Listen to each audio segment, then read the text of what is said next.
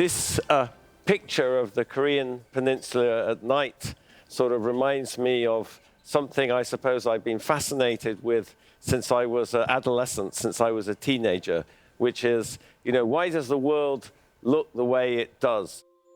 You see that South Korea is a sort of blaze of light and electricity, and that signifies enormous kind of economic progress and economic development. North Korea, on the other hand, just next door, is black, almost completely black. So what I'd like to do today is talk about those differences, not just within Korea, but all over the world, and talk about the sort of theory that I've developed to try to understand those differences and that divergence. What's particularly interesting as a social scientist is how the Korean sort of a divergence and the Korean experience helps you to understand more generally the differences between poor and rich countries, between economic successes and economic failures. South Korea has done something spectacular and much better than the world average.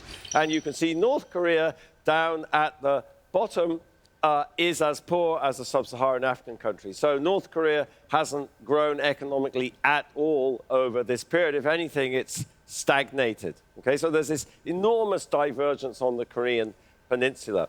And you might think, well, income, a lot of people criticize income as a measure of development. So we could look at it in a different way, which I think really drives home how this matters for people's lives. So if we look at the next slide, I just plot data on life expectancy at birth.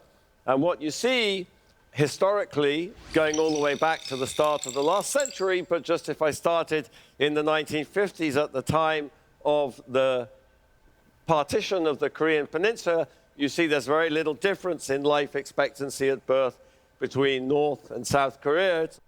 But what's happened over the last 30 years is this enormous divergence in life expectancy. So life expectancy today is 10 years higher in South Korea than it is in North Korea.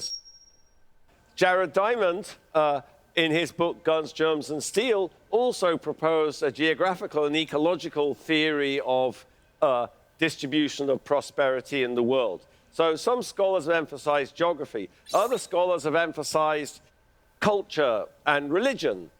But what's fascinating about the Korean experience is it's almost like an experiment. So it's what we call a natural experiment. There's experimental-like variation in what we're interested in. And where does that come from?